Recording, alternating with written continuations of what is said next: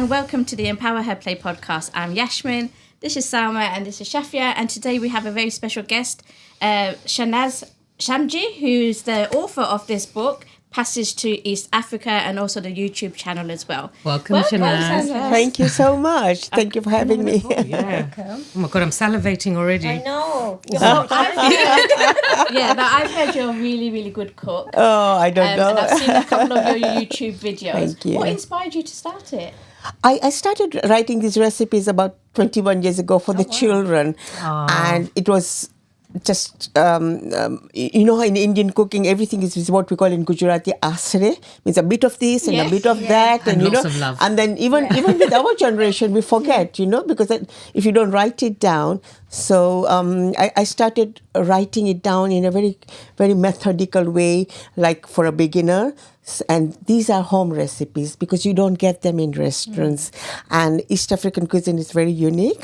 So where is your heritage? My heritage, my ancestors from Gujarat in India. Okay. And in the early 1900s, they came to East Africa, economic migrants. So you're from Tanzania, I'm from Tanzania. My husband's from Uganda. My mom was in Kenya. Oh, okay. All right. That's good to know. She was 9. She was 9. Okay. So is it become like a fusion of cooking? Yes, fusion. Okay. So I did quite a bit of research on how our cooking was different to the other Indian cooking. And basically, I think generally historically, any community that migrates into a new area, they will obviously incorporate the local ingredients that are there with their own original cooking. Yeah. So this is fusion cooking of Indian that's been infused with African ingredients that were there. And it's quite a unique cuisine. So what makes it different in terms of Gujarati cooking and the African? Okay, so we are Muslims, so we eat meat. So we have vegetarian and non-vegetarian meat dishes as well. So in the African cooking, we would use in India, in Gujarat, never heard of cassava or mogo. Yeah. So there's about 7 or 8 beautiful dishes from there, sometimes with totally African, sometimes with Indian touch to it. And then there is matoke, green bananas. And then there is kidney beans. And again, in East Africa, there is regional variations. So Uganda is mainland, so they would use more the local ingredients like peanuts. So they would, in sweet corn, they would use peanuts as a sauce. On the coast in Tanzania, they would use coconut as a sauce for the same dish. And I'm assuming the spices are different as well. Like the spices, if you make it very authentically African, then the spices are less. Okay. But what's the kind of staple spice that an African household would have? Because like in an Asian household, you've got to have the haldi. African would be coconut, peanuts, lemon juice, and a little bit of garlic. Yeah, but they use onions as well. And it's a very, very elemental. So you can smell each flavor. Sometimes in Indian cooking it can be very overpowering, isn't it? Yeah. So sometimes you get the in between when you have dishes like that. So where you have an Indian fish curry, then we would have it with rice or chapati. Yeah. But they would have it. We in East Africa would have it with what the Africans staple diet called ugali, which is cornmeal porridge, and that is their carbs. That is their staple. They have everything, and they make it a little morsel. They make a little dip, and then so you would have the Indian fish curry together with the ugali. So that's very different. So what drove your passion to be for cooking? Did you have a big family? Was it something that you did with your mom? I think I now realize that I must have been quite a foodie from a young age because I was always standing by the street food and the grilled cassava and the chana batatas. With the chana batata is traditionally you have it with tomato sauce and it's chana and potatoes as street food, not with too much spices, and you would have it with the cassava crisps. So the cassava crisps are very famous here on the street. But the Africanized version would be with coconut. So then you can have sweet many things like that all mixed up, so there's a lot of dishes in there. So did you find your native African friends were enjoying your fusion foods as well? Actually now they were very stick to their African food, but now when I had a table on one of the East African reunion places, the High Commissioner and the ambassador, and they all came, and President Nyerere's granddaughter was there, and they came to my stall to get the books. And first thing they asked me, have you got Paka?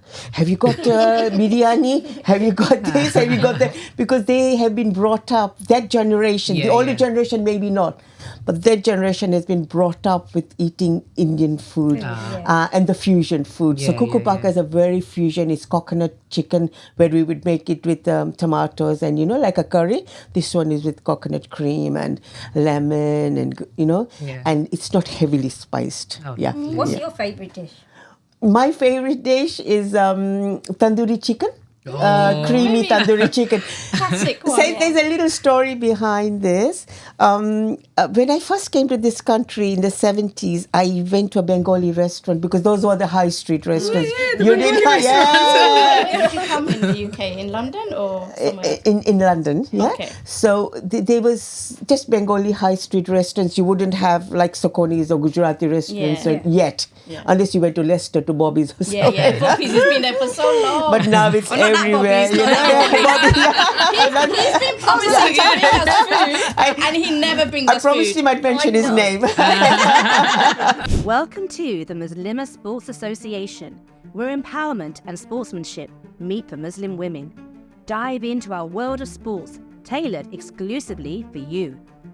From the exhilarating teamwork of football and the strategic plays of netball to the challenging strokes of dragon boat racing and the precision of fencing, whether you're looking to find your strength in wellness classes or experience the thrill of the NFL, we've got it all.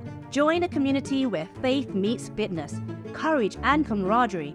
The Muslima Sports Association, where every Muslim woman discovers her champion within. Visit us today and kickstart your journey to greatness.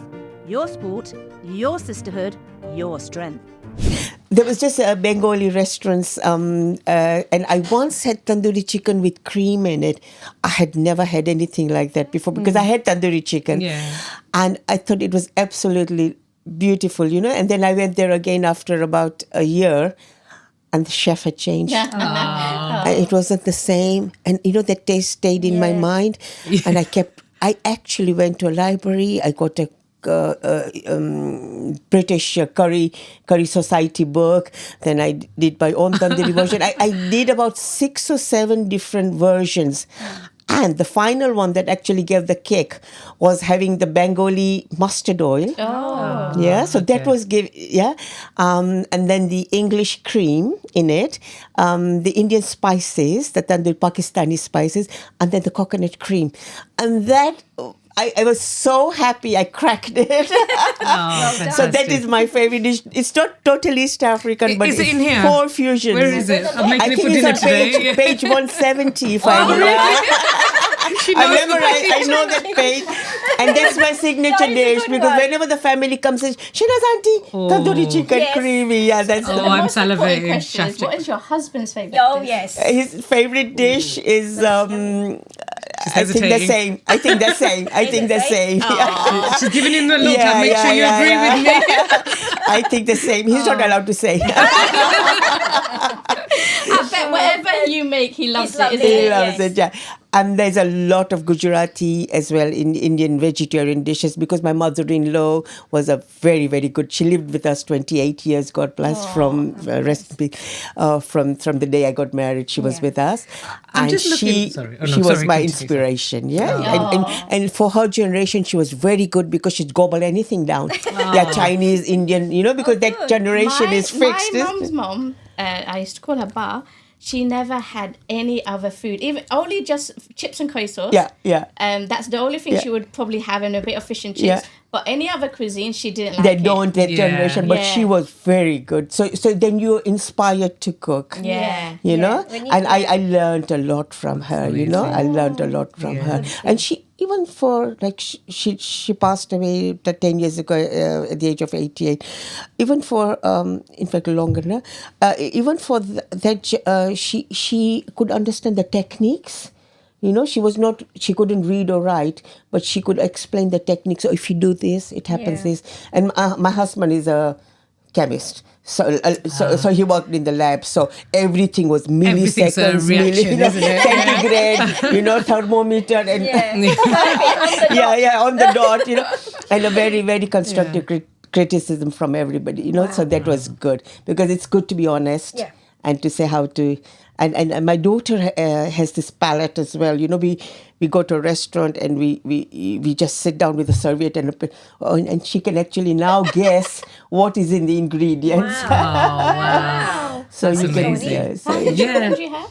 Sorry, How many I have 2 children. My daughter, she's both in their 30s. Aw. And both very good kids. Yeah, And are they good cooks? Great food. Are they good cooks? Good cooks and good foodies. Oh, fantastic. And they know on my birthday they specially treat me, because we're very open to different cultures. Yeah. So they would treat me to something that mom would like, and they know like I like seafood, so they will take me to something. Yeah. So how did writing a few recipes for your children then turn into all of this? I was just into computers then, and I started, first of all, it was the books. Then I retyped it into the computer and started, and it was pounds and ounces, and then it was like, do you write mil or mils or, kg, so all that was all new. And I hadn't intended to write a book. So it was all done for the children from about 21 years ago. And the recipes just kept increasing, and it came to 250. Oh, wow. And about 6 years ago, my husband's family is foodies as well. and we used to have parties, and they said, Shenaz, your food is actually not bad. Because I have this excitement about putting it in the right crockery and presenting Your it feeder, right. isn't it? And it has to be the right little So they said, why don't you write a book? So I said, oh, lively, sure, no problem, I will go for it, So I thought it'll take 2 years, and I had photographs of all these 250 recipes on my camera, because I love taking photos. And I said, we'll go ahead. My God, 5 years, it killed me. Because my son is a perfectionist, Okay. And he's a very creative person. He said, no, Mom, this is substandard.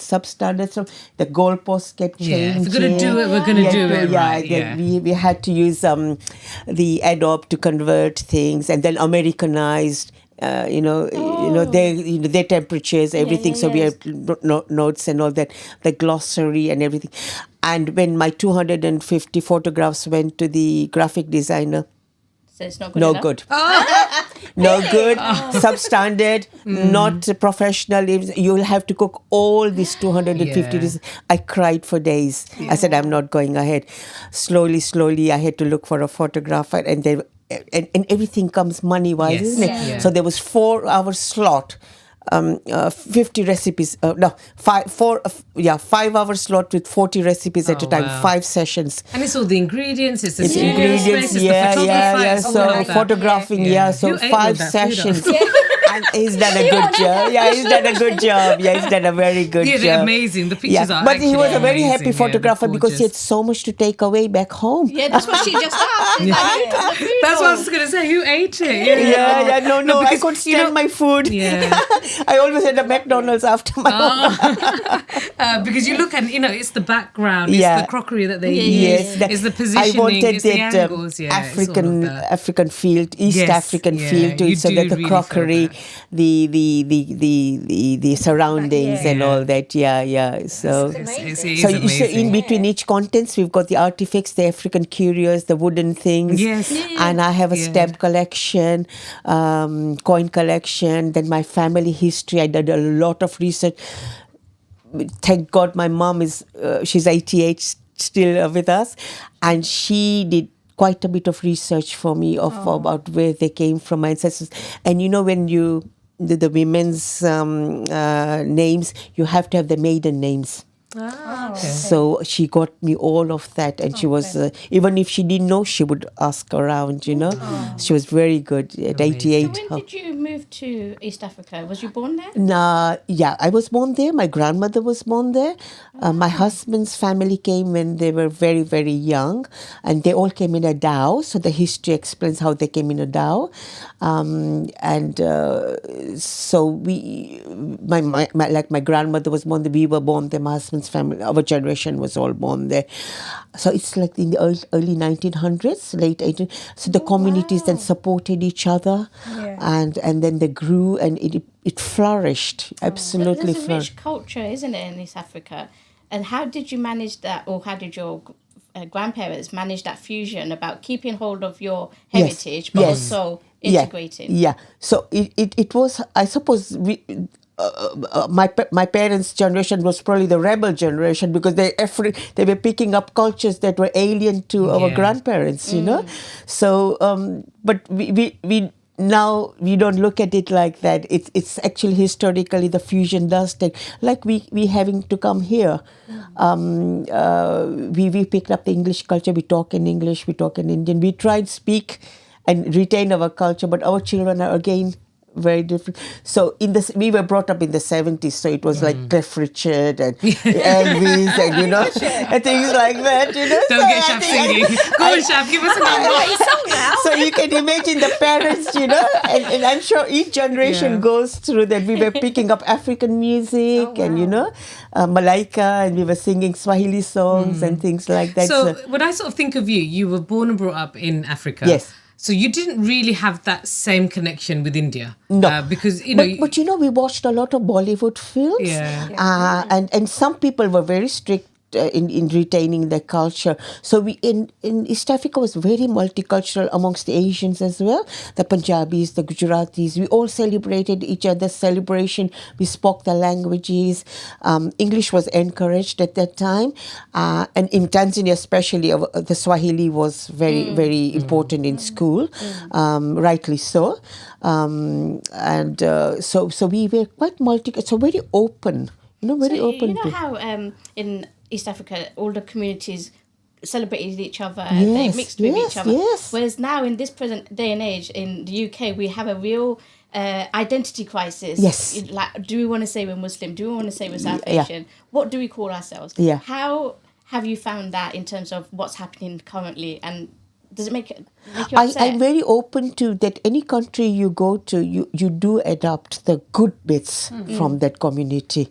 You learn things. There are some every community offers you good things, And I always tell my children, pick those things up, but try and keep your identity, don't lose it.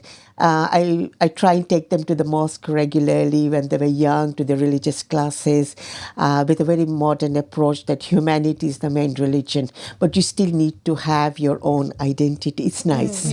It's nice to have your rituals, but also you must respect other communities like Christmas, like I had friends that Christmas was just an ordinary day. They would just cook Indian food and things. I said, no, you can get halal turkey, you can get this, you can get that, and the presents under the tree, because they miss out. So it's I think you have to respect the country that the children are born in. Like we enjoyed the Africa. I had African friends and they were lovely, and a lot of them are Christians, and I used to go for the gospel singing because I used to just love the sound of it when they were having classes. So they used to take me along and, we were on all religious.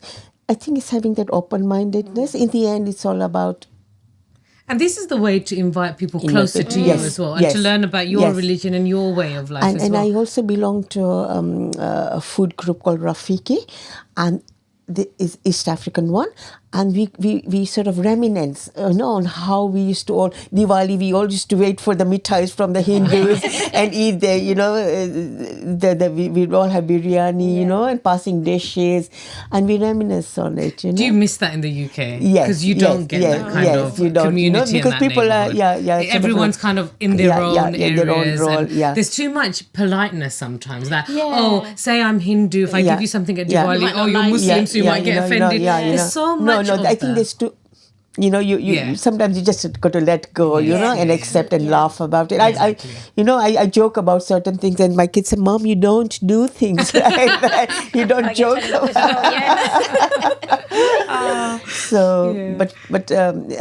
And I think this work is basically a legacy or heritage, because you don't get a lot of East African restaurants.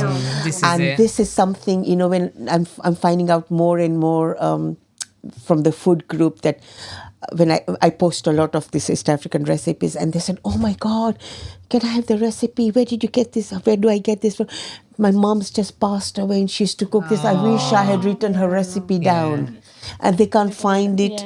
But then we do. And I think all of us can say that. At home, all of us can say there was something. My mom, I wish I'd written it down. I wish I wrote it down. I wish I paid a bit more attention. Having said that, my mom used to make this roast chicken. It's a Bengali roast, but she used to put her own twists on it. Right? Yes. And we always ask her, even me and my two sister-in-laws, always used to ask her for the recipe. And she'll say, "Oh, you bit put of this, bit of that, bit of that." The next recipe will be different. Oh, and don't forget to add that, and don't forget to add this. But she never gave us the proper recipe. Because I think they cook with the visual, with the eye. And you just go with the flow. It looks a bit like it tasted a bit. So we call it asre.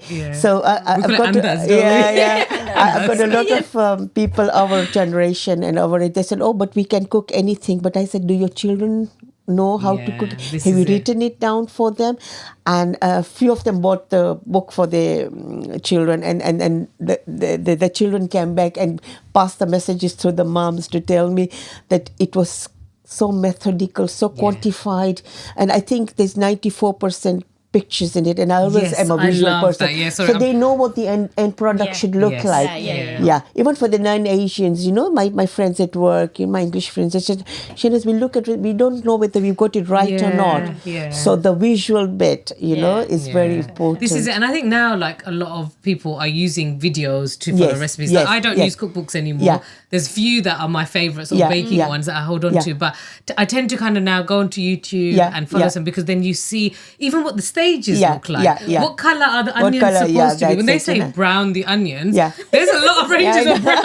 Sometimes it goes too brown, and then it gets bitter. It's not it, This is it, So in this one, I'm very, very specific to where you can go wrong, why you do this, why you don't do it. You can do this instead. And if you do that, there's different ways of doing. And also got little snippets on the top, my little comical stories of my memories on, the street food we had, what it reminded me of. So it's a storybook as well, isn't it? So there was a little bit of controversy whether it's a cookbook. Why do you want a history in it? Why do you want... I said it was meant for the family. And a lot of East Africans tell me when they read the history, it's parallel to their family history, and it's so easy for them now to explain to the children, because all we have to do is change the names. Just put our family names, and it's a similar. And sometimes it's very hard to sit children down and explain to them, this is what happened. They don't have patience, But you just say, "Oh, read that book." Don't bother me. That's it. Oh, amazing. So what do you miss most about, or what do you miss about East Africa? The weather, the openness, the close-knit communities. And I think there was this just nice feeling, different communities. And I think the food was also the street food, the home food. So have you been to India? I have been to India. first time in my life with my children. Okay. To visit where my grandparents were born, and then we did the touring bits as well. But I just could not connect to it because I was, because I was born in East Africa. Exactly. I could speak the language. My Hindi was fluent. My Gujarati, they couldn't figure out why I could speak 4 or 5 languages. Amazing. I said we used to watch a lot of Bollywood films, and also the community. Everybody spoke each other's language. I have a lot of Punjabi and Sikh friends that speak Gujarati, fluent Gujarati. Because I think when you're young, you're like sponges. Yes. You pick up a language or anything very, very easily. So it comes fast, But I miss that, that multicultural thing, and the openness and going to school and carefree. Did you cook for anyone while you were in India? No. Okay. No. That would have been an interesting conversation, isn't it? Like, put more chili in. No, I'm going to stop there. Why are you putting coconut milk No, in? didn't get a chance, but I would have loved to have. I would have loved to have. Amazing. And so you're doing a YouTube channel as well, is it? Yes, I'm doing a YouTube channel with Bobby. Okay. And we've actually got eight videos done last year. So they're all like Paka is the most popular one. So we got 8 videos already on YouTube from last year, and we've just recorded 7 more. And I think they should come out in a week or 2 and get ready for it on the YouTube. And are they the same recipes as the book? Yes, exactly. Okay. Yeah. So they would probably, if I reduce the amount, it would be exact calculation, exactly as it was in the book. But that's great, isn't it? Because then you've got your recipes, but you've also got that guidance with you on the screen telling me how to make that. That's brilliant. And the hardest one was what we call butias. So they are like dumpling stew with lamb and coconut and beans and a very nutritious meal. But that was the hardest bit, and Bobby did a really good job of recording. Unfortunately, Shenaz, mutia in Bengali is very funny. I was told that, so I tried to avoid the subject. I was told, and I kept talking about it all. I couldn't stop laughing. Because in Gujarati, butias means a fist. So you make the dumpling with a fist. So I was told right at the end, but how much of the food did you eat? Did you eat everything? How much have you been eating? See, that stew, that mutia stew, even though it's hilarious, it was beautiful. It's so different to have something with dumplings, but with those flavours. Millet dumplings, It is a fusion of African and Indian, and nutritious, very nutritious. This is it. And I think the technique is very, very important to learn from the video. Yes. Because it's all in one pot, but you got to put them at different times. Yeah. You got to do it in a certain way. Exactly. And that's something a book can't really tell you, because sometimes when they say, clump it together or knead it or whatever, I just don't, I can't. When I Googled mutia on the internet, it was just dumplings. That's all, nothing else. There was no East African, version of it at all. So I thought, okay, let's go for this one. So you have vegetable dishes, meat, chicken, everything. 60% vegetarian in there. There's a lot of vegan as well, because you use coconut cream. So instead of the cream, you can use the vegan. 60% is vegetarian. So there's a good healthy. Do you make like salad as well? Lots of salads, soups. Yeah. So you can undo the unhealthiness. Like these, chef. And desserts. So we are passionate about salads, and I just love the color in salads. And sometimes you want to change from Indian food. You just want a salad, or a grilled Especially fish. in the summer. You've got 250 recipes here. How many more have you got in the pipeline? How many? More secret recipes do you have, or is that all of them? That's all of them. I've got about 5 or 6, which I withdrew because I was not very good at the techniques of it myself. So I said, if I can get a little bit hit and miss, better not put it in. But I'm thinking volume 2 might be like from the passage to the UK with a British infusion. But then again, what would you pick up from that? That's volume 1. That's volume 1, volume 2, and final. That's it. No more. That's so it's a very thick book. I was told to make it into 2 volumes, really lovely. But there are two once. pictures in here. Yes. I've noticed straight away that the photographer didn't take. Yeah. Not that photographer. Yeah. Tell us about these photos. That's us 41 years ago. Oh my God. I just love that. First thing I just saw, and I thought, what a beautiful picture. And why did you feel like you wanted to include that? Because it was originally, and I didn't want to walk away from the fact that this was meant to be originally a family history, family book. So it's like my husband's family, my family, my mom's, dad's, everybody's family is in there. And these are when we migrated to. This was right in the middle of November, and there was a frost, and I had to walk around without in the park, in the park, looking really pleased. And do you know what's really lovely about? Because I've looked at this, I've met you guys, but I feel connected to your family. You feel and I can, it's this nostalgia. Food is nostalgia, isn't it? You want to eat that food. You want to feel like you're sitting with your family. I feel connected. My parents were very much like they easily have 40, 50 people. Just my dad would just say, okay, next week, Gulshan, he'd tell my mom, shall we have a party? The 40, 50 people would come. He wouldn't lift a finger. But it was always her. And she was so good, She would always have people at home. And, food we laugh, we enjoy. And sometimes they were sometimes it was one dish parties, potluck, and everybody would bring their own thing. And, we talk about it. So what's your aspirations now? You've achieved quite a lot already. Yeah. What do you hope to see in the future? I hope to see in the future this legacy remains, this cuisine remains, and the next generation. You get anything in life. If one generation misses out on anything, religion or anything like that, connection is stopped. It goes away forever. So that continuity, of this cuisine. Hopefully, this book. You can easily pay so much for one dish in a restaurant. This book is even cheaper than that sometimes, So it's a legacy, it's a lifelong thing. It's a coffee table book. Even if you don't cook, you just look at it and, that's why I'm so distracted. Normally I talk, but then I find desserts in here as well. No. But just looking, you don't have to even cook. Or you can just look at it and tell your wife, oh, can you cook that for me? And I've become very clever now because once this book was made, I'd be going to work. I work part-time. I'm a pharmacist, so I'd be going to work and I'd do an emergency locum. Page 219, mate. So I said, page 100 is his photo. He's a number 100. He makes lovely 100. That's his as well. 100. Wow. Now that's a real art. It's like Dokra. He makes it lovely because he's a chemist. So I did give credit to anybody that actually contributed to the recipe. I would give them credit. Even if it was Asre, I still quantified Your it. children, I'm assuming they're good cooks as well. You said Yes. so. Have they added their fusion and made some changes to your recipe and asked you for their opinion? They wouldn't dare. No, I think they wouldn't dare.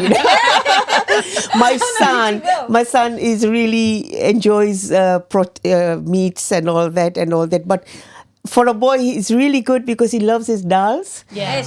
And he's now, because he was editing with me for 5 years, he knows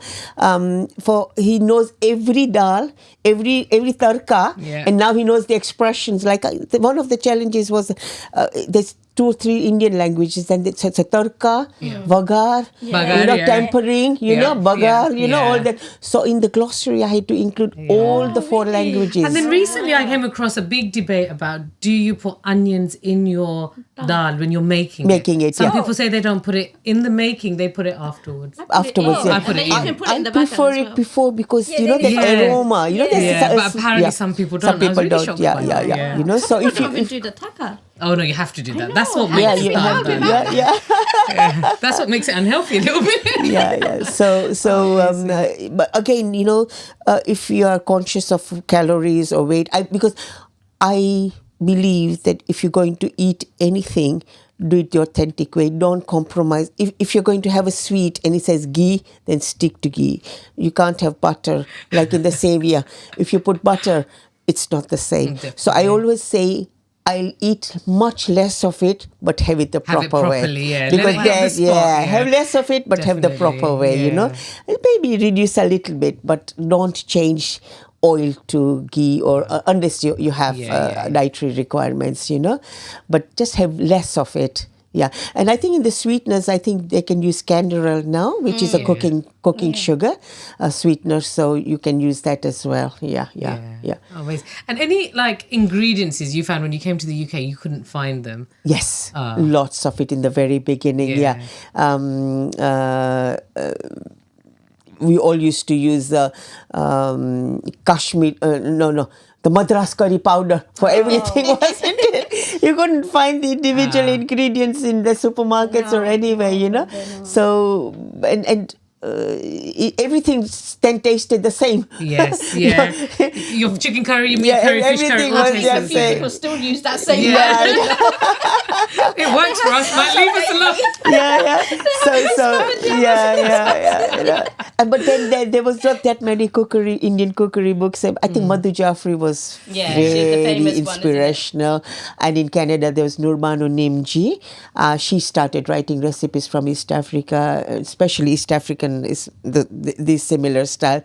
And she was she's much older than me, but she was a pioneer.